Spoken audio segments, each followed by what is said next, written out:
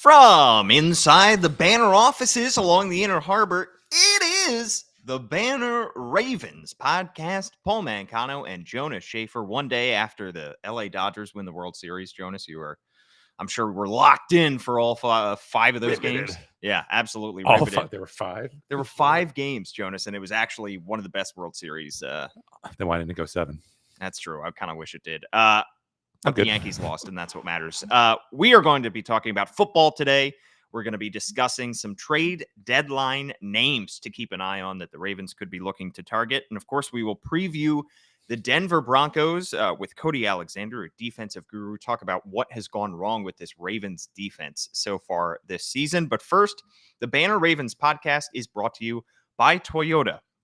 Toyota has been building a legacy of excellence for years. From developing hybrid technology to upping the standards of safety and efficiency, Toyota is always innovating, always making progress. And with a superior lineup of in-stock SUVs, including the adventure-ready RAV4 and capable, affordable Corolla Cross, you can experience the legacy of Toyota for yourself.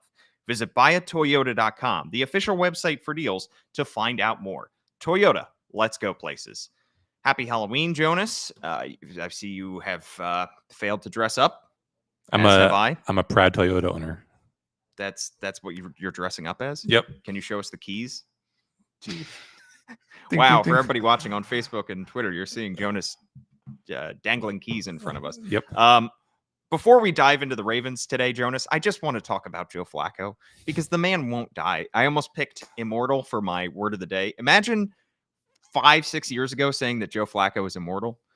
Imagine 5-6 years ago that he would be starting in the year 2024 over a talented rookie in Indianapolis by the name of Anthony Richardson. When he left Baltimore, how many years left did you think Joe Flacco had as a starter? I think he had the one, because typically when you have a hip injury and you're old and can't really move around that well, then the NFL doesn't really have a place for you. But he can still throw a football over them mountains. He really can. And I guess it helps when you're the starter that you're backing up can't really complete over 50% of his passes. True. And also, I mean, good for him for being known now as the veteran who helps bring along young guys too. I mean, that was, when he had that 1 year of overlap with him and Lamar, that was a topic of discussion, and he decided to turn himself into the savvy veteran who's always willing to assist the young guy, but then will also take his job when he needs to. Yeah, I mean, he didn't really help develop Sean Watson, but I guess maybe that wasn't really salvageable. Yeah, I don't think that anybody could have helped that. All right, before we dive into the trade deadline preview, Jonas, let's talk briefly about the fact that Marcus Williams, we still don't have any more clarity with that situation. Didn't play, didn't start in their last game against the Cleveland Browns.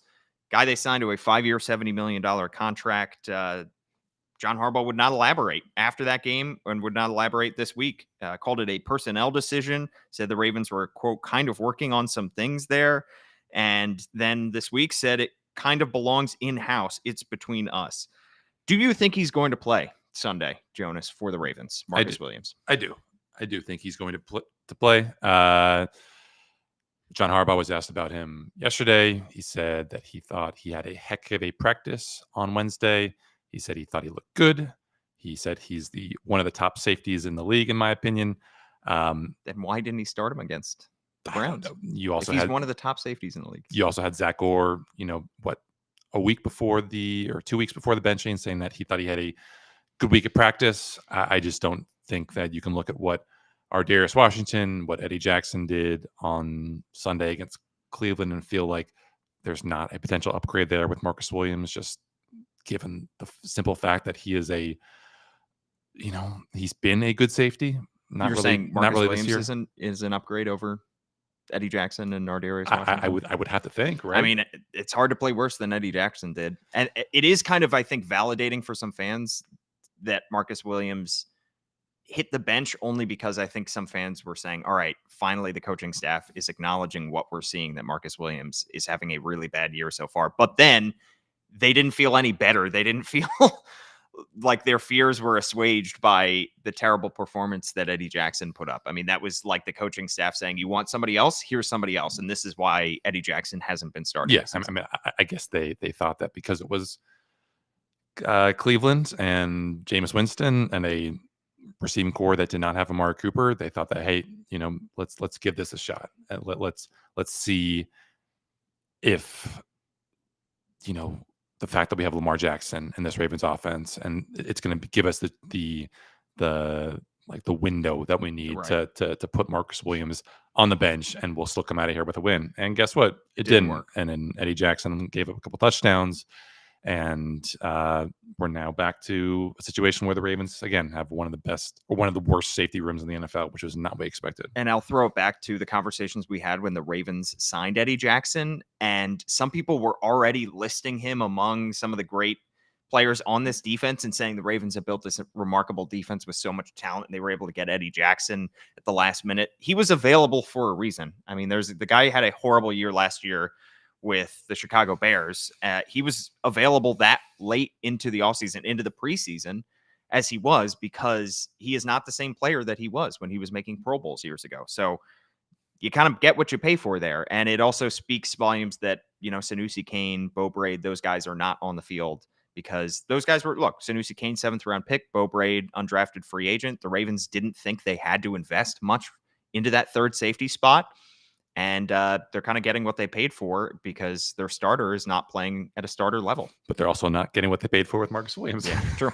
All right, let's dive into the trade deadline preview, because safety is one of the positions that we will be looking at. Let's start with pass rushers, though, because Jonas, this pass rush has taken a pretty massive step back. They lose Jadeveon Clowney in free agency. They sign Justin Madubuike to that massive contract extension. You thought, okay, maybe you'll have some regression on that side of the ball, but you bring back Kyle Van Noy. Maybe David Ojabo is going to be healthier, more productive. He was a healthy scratch in their loss at the Browns. You think Odafe Owe is primed for a step forward, and he's taken a step forward, but maybe not as big a leap as they would have hoped for. And they just are not getting as much push up front. And it doesn't help the fact that yesterday we found out that Michael Pierce is going on IR, so he's missing at least 4 games. So that need is only worsened.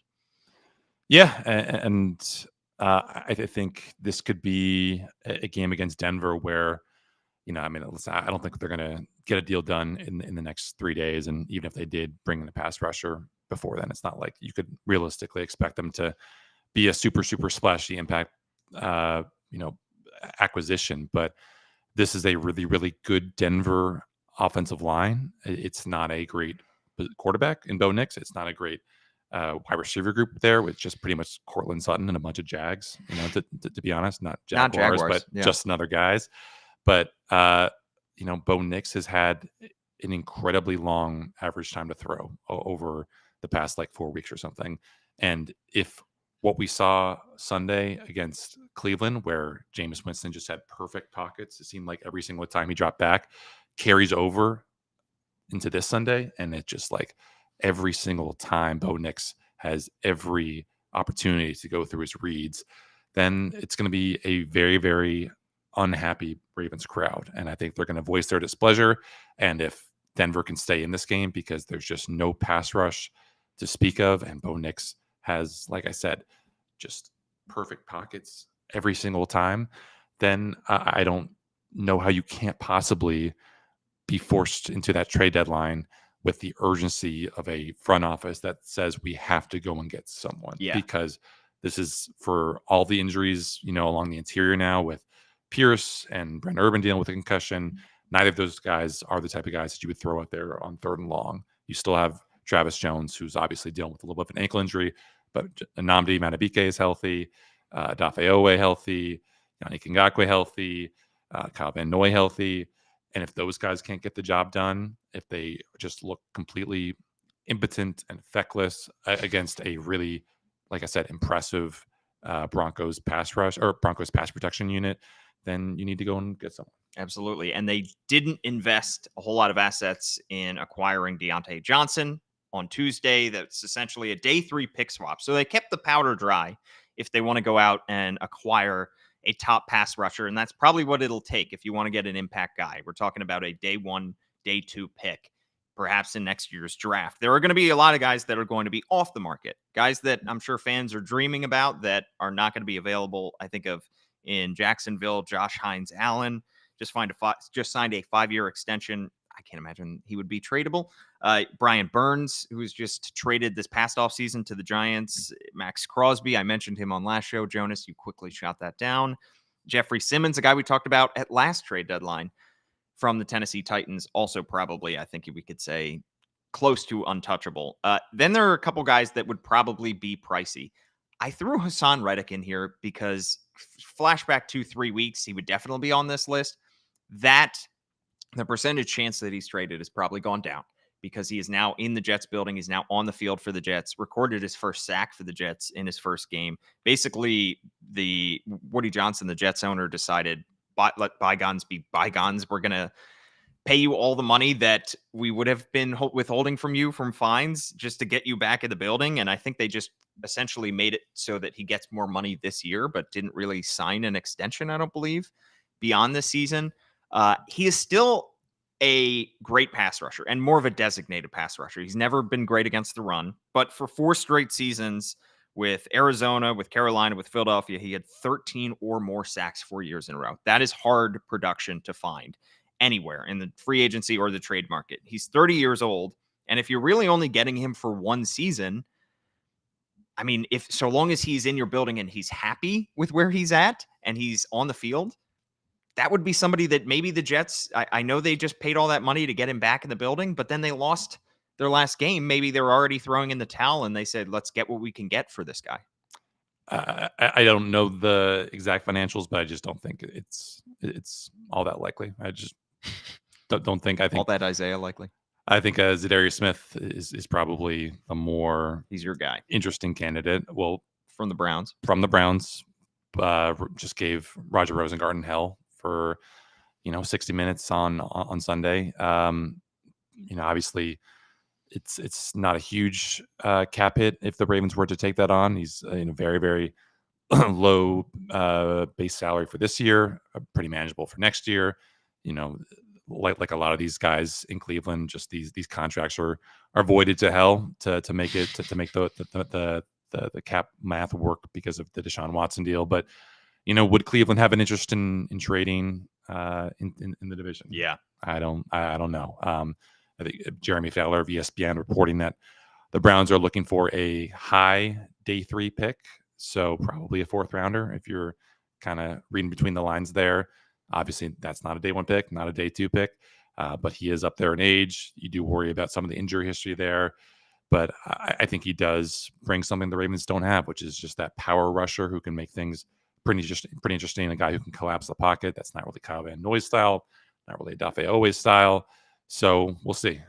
He missed practice on Wednesday, and obviously people immediately suspected that he wasn't actually ill. He was just kind of being held out there. Maybe his agent was holding him out there to possibly, make things a little bit more appealing for the trade market there. But we'll see. The Browns have the Chargers this weekend. I would imagine that if you are a team that's interested in Zadarius Smith, you are rooting for the Chargers to win, because the last thing you want is any kind of misplaced faith there from the Browns front office that things could actually get turned around there. And maybe you do have a chance at potentially making a late season run, but we'll see. We saw with Flacco last year. Why not Jameis Winston? Yeah. Let's talk about some safeties that could be available at the trade market. And I'll be honest, Jonas, it's hard to stomach the idea that the Ravens could sink even more assets into their secondary than they already have. I mean, they lost Geno Stone in free agency, but they spent a 1st-round pick on Nate Wiggins. They obviously signed Marcus Williams 2 off seasons ago to $70 million contract. Kyle Hamilton this coming offseason is probably going to get a massive bag. They're going to have a lot of money tied up in that secondary. They drafted TJ Tampa with a 4th-round pick. They have all of these assets. Marlon Humphrey's making a lot of money. I mean, they could bring back Brandon Stevens. Like they have all of these assets poured into the secondary, and it would be hard to say, let's dump even more into the secondary and just hope that bringing in another guy will fix this issue. But at the same time, it's clearly an issue right now. This is a position that has hurt them so far this season. And if you want to face facts and face reality that you need a better secondary to get this team over the top, you just might have to say, let's shovel more assets into this to try to get this position right. Yeah. not great when you have the worst pass defense in the NFL in terms of passing yards allowed. Obviously, they've faced a murderer's row of quarterbacks, even though the quarterbacks that they've lost to are now Jameis Winston. You tweeted that out. Gardner Minshew.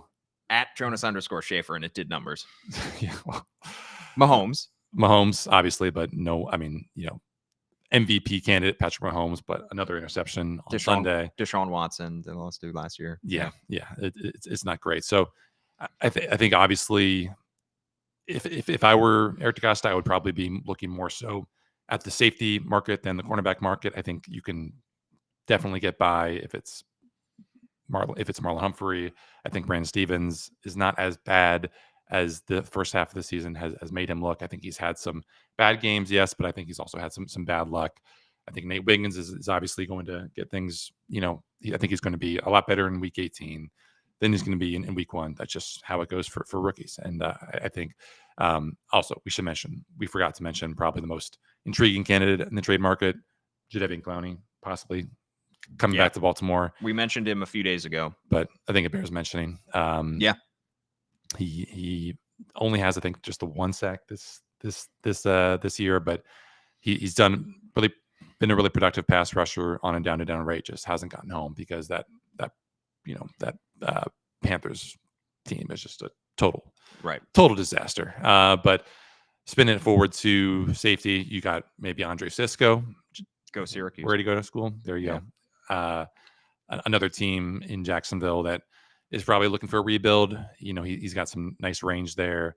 I think he had a really nice high interception season a couple seasons ago. Maybe you look at the Honey Badger in New Orleans, call around and see if New Orleans would be interested in partnering with Tyrann Mathieu.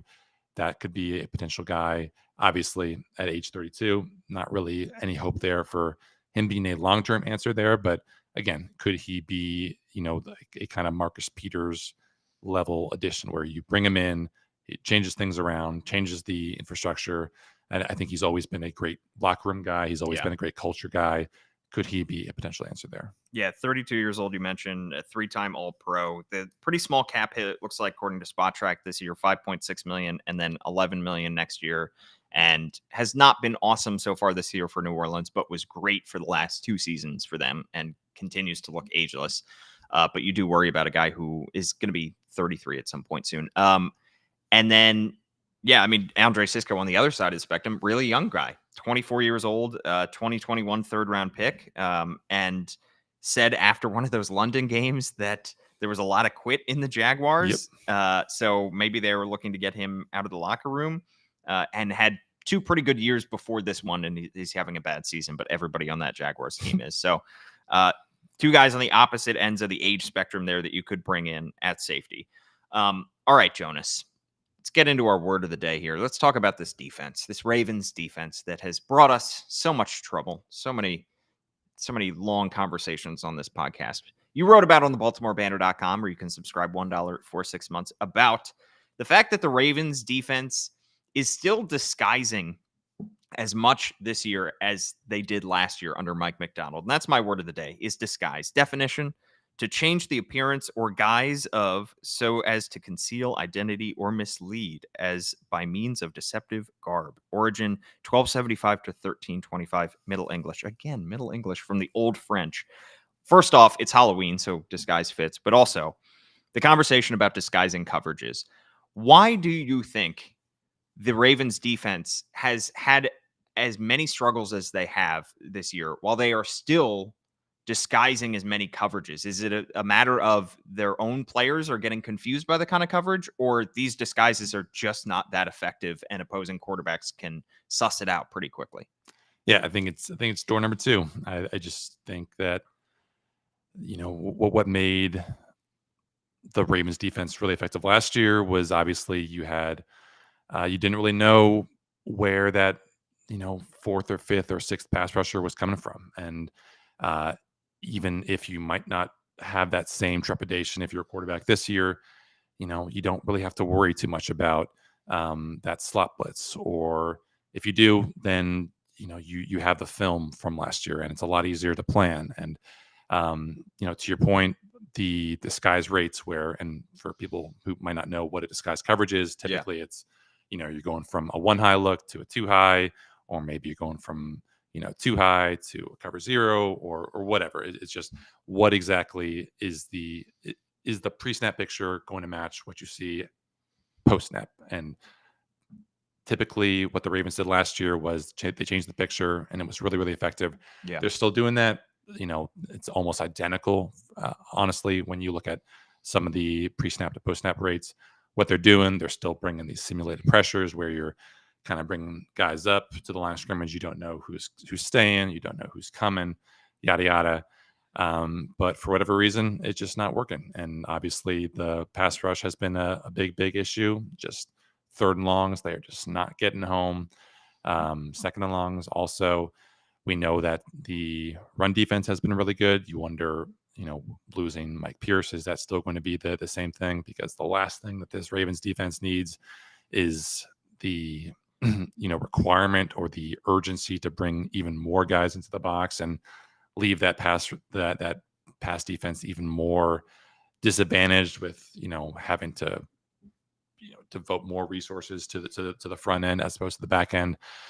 So we'll see. I just think that straight up this secondary has not won as many one-on-ones as it did last year. Yeah. I think there has obviously been some communication breakdowns that have kind of reared their ugly head at the wrong time. But I think for the most part, you just need guys to win their job. Kyle Hamilton was asked yesterday whether he thought that this defense needs to simplify things. And no, he thought that what this defense needs to do is just run and hit better. And I think obviously that's maybe a potentially, kind of oversimplification of what this defense needs. But I think for the most part, he's right. They just need to find find what they do best and just hone in on that. And I don't know what it is that this Ravens defense does best, but I think over the second half of the season, that's going to give them the opportunity to find out, hey, we do this well, we do that well, we don't do this especially well. And we'll just see exactly what it is that this Ravens defense kind of wants to have its calling card be, because as of right now, there's not a lot of, good vibes there. Yeah. There was a play earlier in the year, I remember, that I think you retweeted somebody who was looking at the all 22 film where the Ravens disguised a cover 2.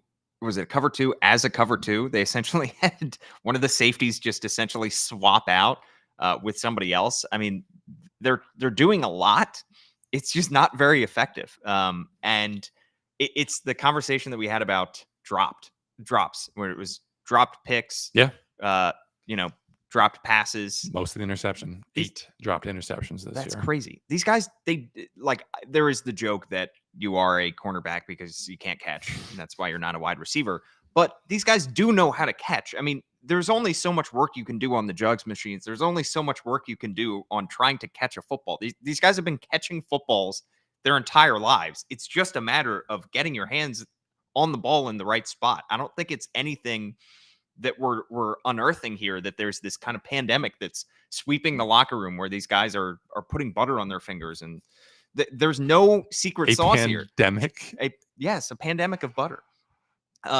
Just catch the ball like that. That's what it comes down to, is just flat out the number one phrase that all players like to use is execution. And it has just literally come down to execution for a lot of these plays. But I think you can look at that and say that there are reasons for optimism, because this team can get better if they just make the simple plays, if they make the simple tackle, if they get better at communicating, if they catch those interceptions that they have been dropping. So we are going to have a conversation about the Denver Broncos defense and the Ravens defense with a very special guest. And we are delighted to have Cody Alexander, a defensive guru and a man of many hats on football Twitter. Cody, former defensive graduate assistant at Baylor, author of 6 books on defense, a great follow on film Twitter. Day job, the author of the Match Quarters Substack, which brings the latest in football trends right to your inbox. He's also nowadays working as the head of football ops for Field Vision, which is a predictive analytics platform that you can download onto your phone. I have it. It's great. It's useful if you're a fantasy football fan, an analytics nerd. somewhere in between. Cody, it's great to have you. It was great to talk to you last year when the Ravens defense was a little bit more successful. Yes. So a little bit different nowadays, but thanks for joining us. Yeah, thanks for having me on, guys. Obviously, this is kind of a pretty interesting matchup. On one side of the ball, you've got this great Ravens offense, this great Broncos defense that we'll kind of circle back to. But just big picture, I guess, what is for you most exciting about this matchup that we have going on Sunday? Yeah, I really think it's going to be the frontline matchup. I mean, that to me is kind of where the Broncos have hung their hat. Is the defensive line just has played out of this world this year. Zach Allen's having an all-pro kind of year. The secondary's playing well. I think they're really leaning into what Pat Surtain does really well. He struggled last year in doing some of the zone stuff, and I know that people still assume that he was like playing at an all-pro level. But if you really look back at it last year, he wasn't doing very well. Riley Moss has been kind of a boon for them to get him and on the other side, who's been more than adequate. So that to me is really what Vance Joseph saying, you know what, I'm going to go ahead and run my own stuff and I'm going to do it the way I want to do it. And he has the talent to do it. But I'm really interested how this defense is going to play against the downhill running style of Derrick Henry. And then obviously you want to throw in Lamar Jackson in there as well, who could, with his feet, because anytime you run cover one, the quarterback player tends to be in the middle of the field. And that's never really a good matchup when Lamar breaks the pocket or breaks the box. So that's what I'm really interested in watching that matchup. And of course, our focus is about the Ravens. And there has been a lot of consternation in Baltimore through the first half of the season about the regression on that side of the ball. We saw Mike Macdonald go to Seattle, and he's had spurts of success there as the head coach. Some of his top lieutenants also left, Denard Wilson going to Tennessee. But I don't think anybody in Baltimore certainly expected this kind of drop-off from play. Everybody knew that Mike Macdonald was the mastermind, but the thinking was Zach Orr was one of his lieutenants in Baltimore. Surely there won't be a massive drop-off in performance. You're still bringing back a lot of the same guys and the same scheme.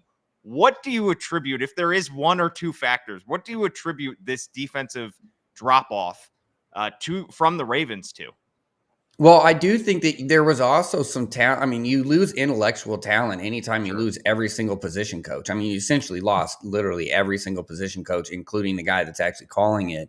But you also lost some players along the front line and in the secondary that now you look at it and it's like, okay, kind of it's just the attrition finally caught up. The Ravens just have always kind of been a next man up organization with Harbaugh at the front, and that goes from the coaching aspect all the way to the player aspect, and it's always worked out. And I think we're just so used to now post Martindale being this elite defense that it's really weird to see the Ravens go back to being more or less like in the middle class of defenses for the NFL. And that's kind of been what it is. Anytime you lose the amount of talent that they lost, not only on the field, but also at the coaching aspect, because I still think the Ravens really value actual teaching in the coaching, in that coaching room and in that meeting room. They really factor in that. And that's why they've been so successful. So to me, that combination is why you see the regression this year. Cody, it is interesting though, when you look at, what has kind of befallen them. And then you look at what Denard Wilson is doing in Tennessee with probably not the same level of talent that, the Ravens have in Baltimore. Jesse Minter goes to LA, turns around that Chargers defense. We've seen Mike Macdonald go to Seattle, which, has some nice pieces and have nice stretches of really impressive play. Zach Orr using field vision data, a lot of the same sim pressure rates, a lot of the same disguise rates, but for whatever reason, there just is not that fear in quarterbacks that you saw so regularly last year, while you see other coordinators maybe have the same kind of success with that quote unquote Raven style of defense. So is there just a situation where Zach Orr needs to find that counterpunch, or is it just this defense is kind of, for lack of a better word, screwed until they get maybe an upgrade in talent in some of those key positions? Well, I think it's a little bit of both. I think with Orr, you really have to give him a little bit of time to kind of figure out where he wants to be, just in terms of his philosophy. I mean, I think that you get a sense of there. This is the difference between a play caller and a defensive coordinator. A play caller gets the playbook. He knows the playbook. He calls the plays, but he's not necessarily coordinating. Now, I'm not saying that Orr's not that, but I think that there has to be a little bit of time for him to figure out who's on the field, what am I comfortable with, how am I comfortable in front of the team, where the team meshes with his philosophy. Because I think people forget in the NFL, like, you're dealing with grown men. These are men that play football for a living. This is how they make their paycheck. This is how they feed their family. They have values and things that they like and that they want to do, that they're comfortable with. And so finding that kind of dichotomy and then that synergy of like where I stand and what I want to do, especially being a young coach, and then also with the veterans that you have and what we've done in the past and figuring that out.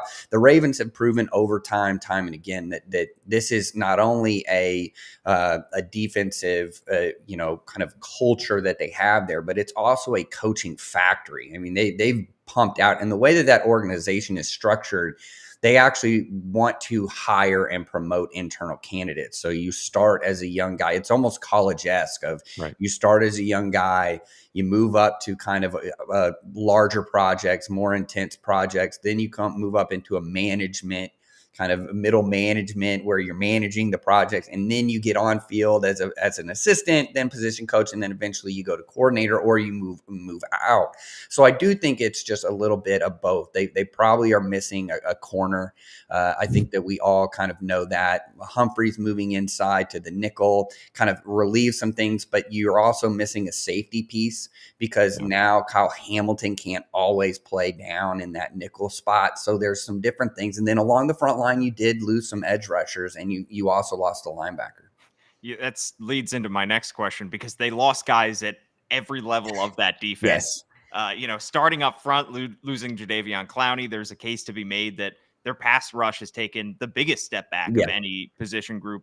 But then obviously you lose Patrick Queen to a division rival, and that's a guy who was a phenomenal partner for Roquan Smith in the linebacking core. And you mentioned the hole at safety. I mean, Geno Stone stepped in last year and was massively important, and got a lot of picks in the first half that were able to change some games. So of those are three of the several departures that the Ravens had this offseason. Is there one guy that you think stands out the most that, boy, you wish the Ravens had them right now, because their defense would be playing at a much higher level? Well, I do think, and I'll just say this: I feel that when we were doing we kind of did a say we have our own player rating system that's kind of basically it's production on the field. It's a better way of looking at player evaluations, and so we call it havoc, because defensive players cause havoc, right? So when we looked at what teams lost the most havoc in terms of lost the most production on the field, it was actually the Ravens. Ravens lost the most havoc in terms of production on the field, and they lost it at each level. My argument, if I had to pick one guy, it would be Geno Stone, because the ability that McDonald had with Hamilton of using him more as a tool and moving him around to manipulate the matchups and not necessarily let offenses manipulate those matchups. To me, that's the key. Hamilton being able to kind of be that hybrid defender that can play near the box, but then also play deep, move him around, keep people guessing. You lose that creativity.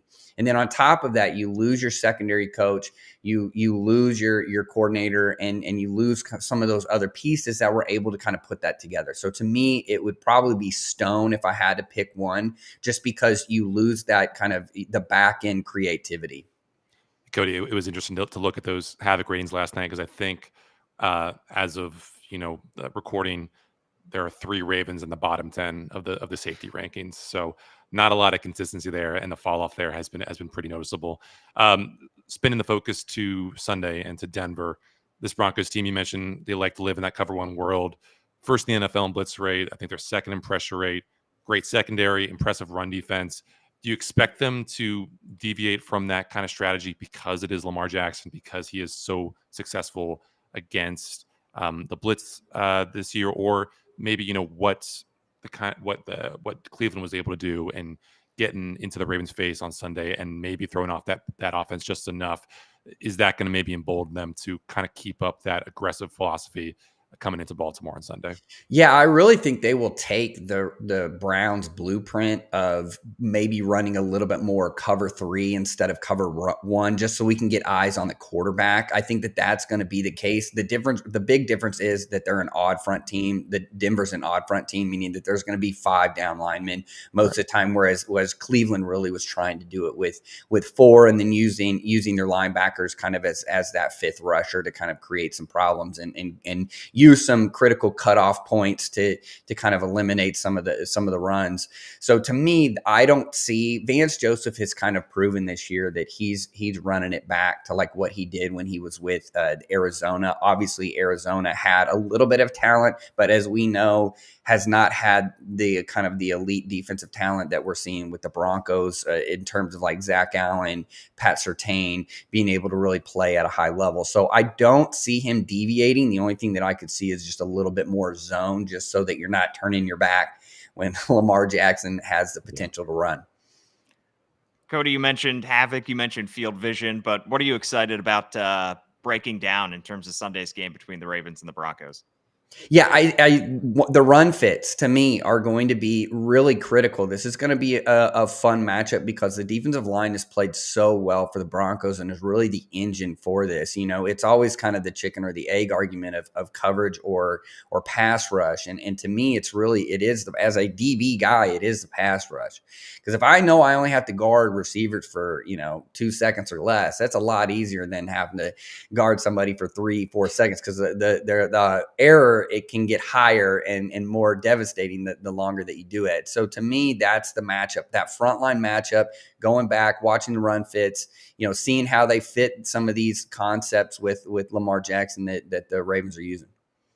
Cody, we'll let you go with this. I was fortunate enough that the team over there at Field Vision reached out to me as a kind of beta tester for the product. Obviously, we've talked about just some of the tools and technologies. What has it been like to kind of be on the ground floor there? And I guess, what are you most excited about the work that you guys and that team over there are doing? Yeah, so we are a predictive analytics company. So working with, the model and trying to create, because football is a chaos sport, and trying to create a predictive model that's going to at least tell you over 50% of what outcomes are going to come, how players are going to play. So tinkering around with that model and coming up with ideas, and then being able to kind of build out the football side of that into the data side of that, and kind of tying things together it's been a lot of fun for me. We've had, tremendous success in the first week. Things kind of ebb and flow, but we still feel really good about where we're at. We're very, very early in this because really nobody's doing it. But being able to develop a kind of a better way of rating players that is actually based off of the film and what the production is doing has been a lot of fun with that. So it's just been a new experience for me, and kind of that fun experience of getting out of just watching film all the time. He's Cody Alexander. You can find him on Twitter or X at @the_coach_A. Cody, thanks so much for joining us. Yeah, thanks for having me on, guys. Appreciate it. Appreciate it, Cody. All right, Jonas, enough about the defense. We've buried the lead on this podcast, and that's Lamar Jackson was not at practice on Wednesday. John Harbaugh said it was a rest day, but then he was listed on the injury report with knee/back. What are you buying? Is Lamar Jackson healthy, or is he hurt? You can tell I'm going for the real, like, headline grabby, trying to get people to call in, clickbaity. Paul? Yeah? Jonas, what's your prediction? My prediction is that Lamar Jackson is fine. Okay. You're buying. Is he okay? He's not 100%, but okay. Whomst among us is 100%. No. I don't know. So he was listed on the injury report with a back and knee designation. Mm-hmm. When I saw him in the locker room after Sunday's game, he was kind of, I don't know. He was a little bit, you can't really see it. He was uncomfortable. He was kind of massaging his core/groin area. I'm always a little bit, I don't know how to handle myself when I say core/groin area. And yet, knee/back is not groin. I know that's what I'm saying, Paul. But I don't know. So if obviously he is not there at practice on Thursday today, then we will probably have to have a emergency podcast. Yikes. But who knows? He wasn't out there on Wednesday. I think he'll probably be out there on Thursday. If he's not, we'll see. But again, he should be fine. You just worry that if he doesn't feel comfortable running around, if he doesn't feel comfortable taking hits, then that is a very different set of circumstances, because as we are going to talk about very, very soon, Paul, this is a Denver Broncos defense that you do not want to kind of take. You don't want to mess around with this Broncos defense. Yeah. A couple other injuries we should talk about real quickly. Marlon Humphrey, Nate Wiggins were both back at practice on Wednesday. That's good, especially because Arthur Millette was out with a neck injury. That's not ideal. The guy who just came back played in his first game and could be already out again. And also not ideal is Brent Urban was out Wednesday with the concussion that he suffered in that game against the Browns. Not great because obviously Michael Pierce is on IR. So more of their defensive line depth being hit with injuries. All right, let's get into this Broncos team. Let's start with the offense, because this is the less formidable of the two units. 24th in DVOA, 23rd in passing, 19th in rushing, 25th in yards per game, 20th in points per game. They got Bo Nix, 24-year-old rookie at quarterback, which is old for a rookie. But, maybe it brings a little bit more experience. All his years in college at Auburn and at Oregon. The conversations around Bo Nix when he was drafted in the first round and his connection to the Broncos and Sean Payton was, this guy fits what Sean Payton looks for in a quarterback. He is accurate. He is on time.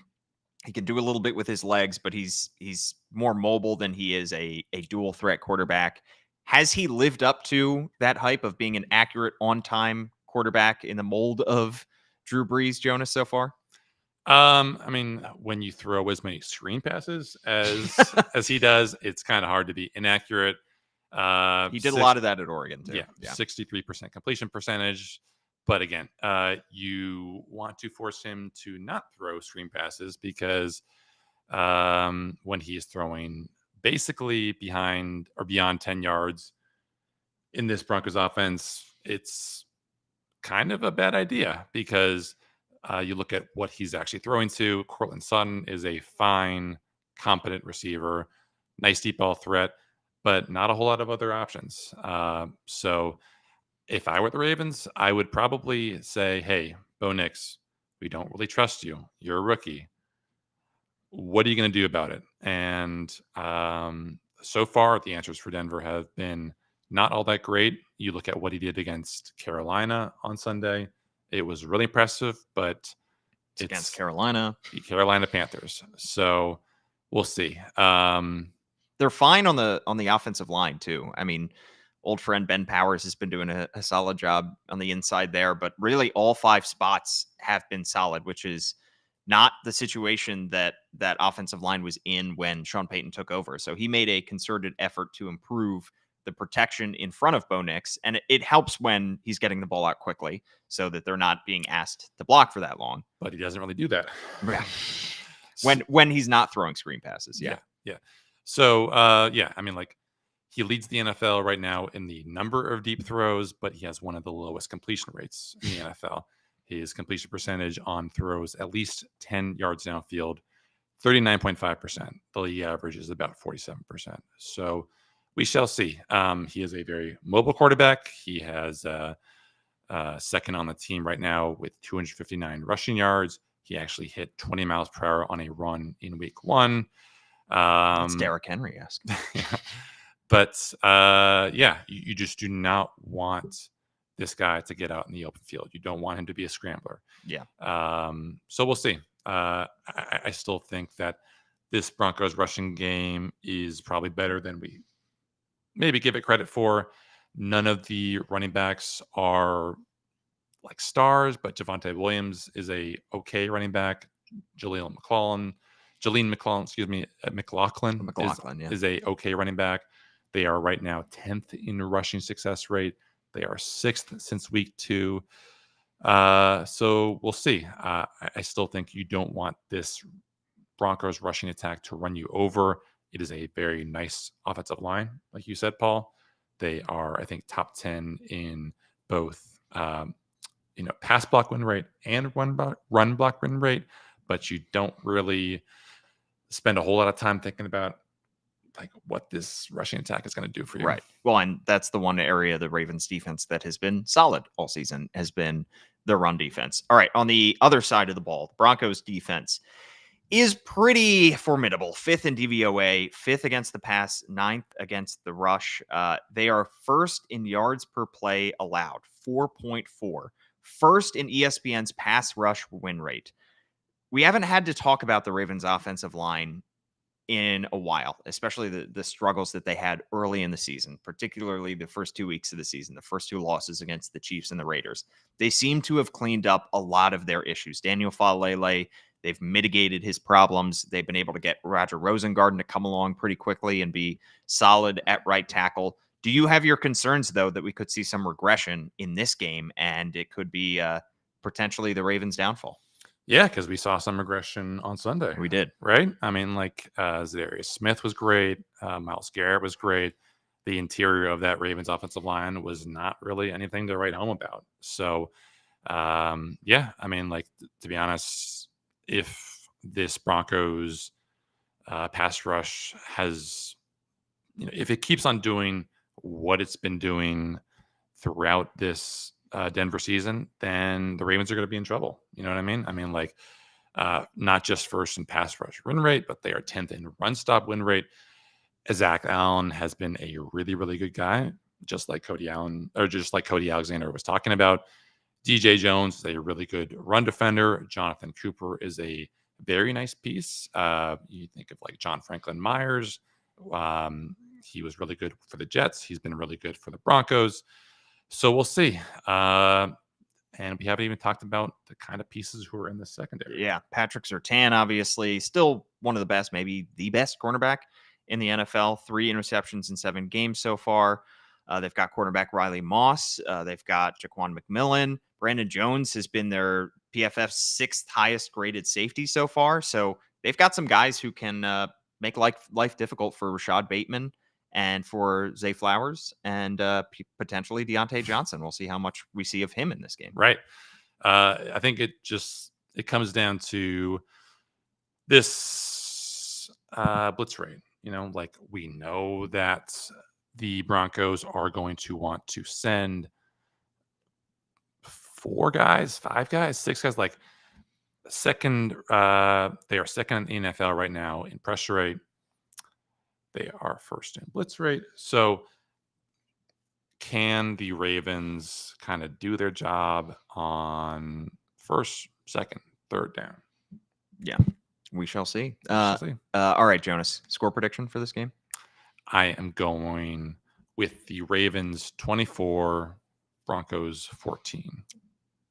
I'm going Ravens 23, Broncos 17. So close score predictions. And my magic pixie dust that I had used for the first half of the season on score predictions has kind of worn off a little bit because I predicted a 30-10 win over the Browns. And I hope you didn't place any money on that because I would have lost you a lot of money. I think that this is a bounce back week for the Ravens. Up until the first 2 weeks of this regular season, the Ravens hadn't lost back-to-back games in a long time. They didn't lose any back-to-back games last season. I think that this team is going to figure some stuff out. I'm surprised that the line is as huge as it is. I mean, it's Ravens by 9, correct?